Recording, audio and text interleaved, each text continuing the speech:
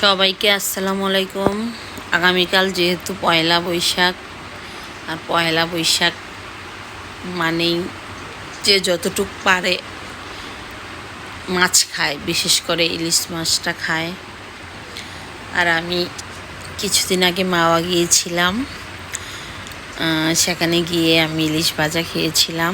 আজকে তারই কিছু অংশ আপনাদের সাথে শেয়ার করব। আমি এখানে যাওয়ার পর প্রথমে মিনিমাম 1 কেজি সাইজ করে 2টা মাছ নেই।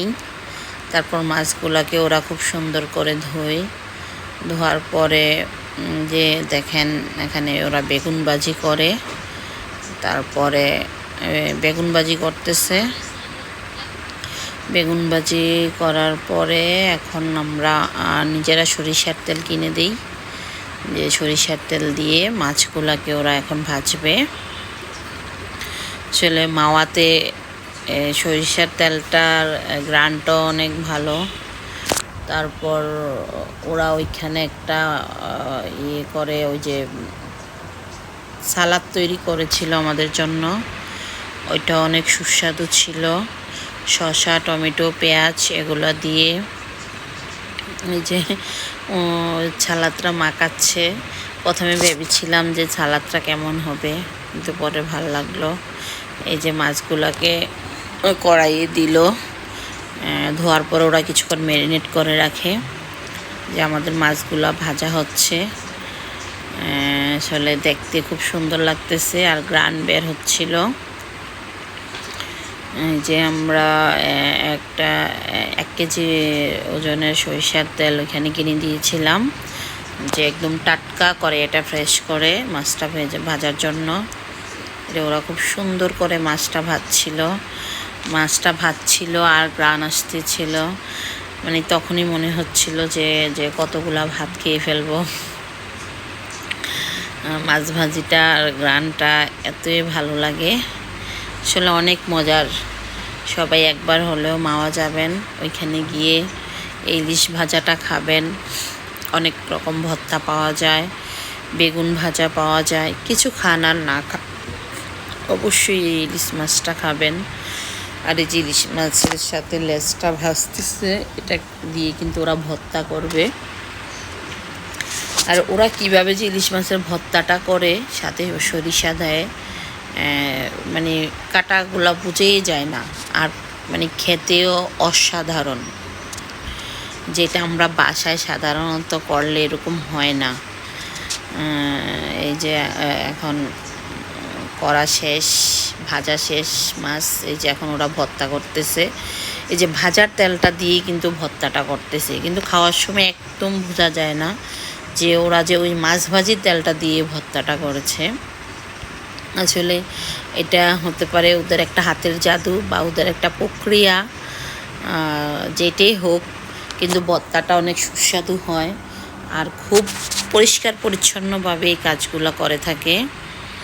আমরা নিজেরা দাঁড়িয়ে থেকে সবগুলা কাজ দেখি, যে ওরা কিভাবে মাছ কাটতেছে, কিভাবে মাছ ভাজতেছে। এই যে ভর্তাটা বানিয়েছে, আবার ওরা যে সরিষার তেল দিচ্ছে ভর্তাটাতে। আসলে ভর্তাটা অনেক সুস্বাদু হয়।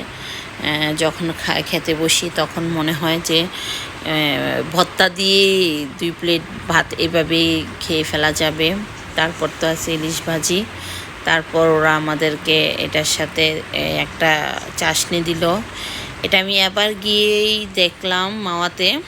আমি গত 1 মাস আগেও মাওয়াতে গিয়ে আসছি, কিন্তু এই চাশনিটা আমি দেখি নাই। কিন্তু এবার হয়তো বা ওরা নতুন এড করেছে চাশনিটা। মানে চাশনিটাও খুব সুস্বাদু। চাশনিটা মানে টমেটো, তারপরে গাজর দেয়, শসা দেয়, তারপরে দিয়ে এটাকে বানায়। এটাতে মনে হয় দিতে পারে, যে সরিষার ফোড়ন, এরকম জাতীয় কিছু। এই যে চাশনিটা দেখতেও খুব লোভনীয় হয়। এখানে আপনারা দেখেন, দেখতে অনেক লোভনীয়। যেমন দেখতে লোভনীয়, তেমন খেতেও অনেক টেস্ট। মানে আমি এই গত 24-25 মিলে এই 3-4 মাসে প্রায় 3-4 বার মাওয়াতে গিয়েছি। কিন্তু আমি চাশনিটা খাই নেই, কিন্তু এবার ফার্স্ট খেলাম, খুব ভালো লাগলো। আমি দেখি নেই, এবারই ফার্স্ট দেখলাম। এই যে এখানে মানে ওই দিন ঈদের মেবি 3 দিন পর অনেক মানুষের ভিড় ছিল, আমরা বসারই জায়গা পাচ্ছিলাম না প্রথমে। এদিক দিয়ে খাবার রেডি হচ্ছিল, তারপর মানে একটা টেবিল খালি হওয়ার পরে আমরা দাঁড়িয়েছিলাম অনেকক্ষণ, তারপরে আমরা টেবিল পেলাম এই যে বসার জন্য।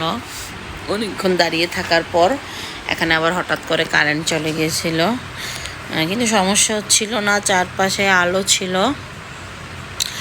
এই তো আমরা খাবারের জন্য ওয়েট করতেছিলাম, আমাদের খাবার প্রসেসিং চলতেছিল, সব প্রায় রেডি।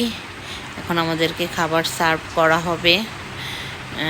এই যে দেখেন কিভাবে ওরা, ওই যে সালাতের কথা বলছিলাম, ওরা এটা কিভাবে প্রসেসিং করতেছে। এই যে ওরা এটাও দেখা মানে সব কিছু আমাদের সামনেই করে।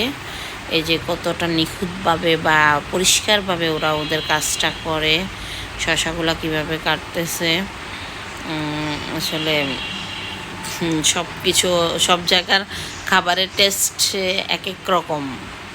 আমরা বাসায়ও চাশনি করি, এটা আমরা একরকম একটা টেস্ট পাই। মাওয়া ঘাটের ওই চাশনিটার একটা রকম টেস্ট। আসলে সবাই একবার হলো মাওয়া ঘাটে যাবেন। আগামীকাল যেহেতু পয়লা বৈশাখ, আমি যদি ঢাকায় থাকতাম আমি অবশ্যই আগামীকালকে যেভাবে হোক মাওয়া যেতাম। আসলে সব মিলিয়ে খুব ভালো।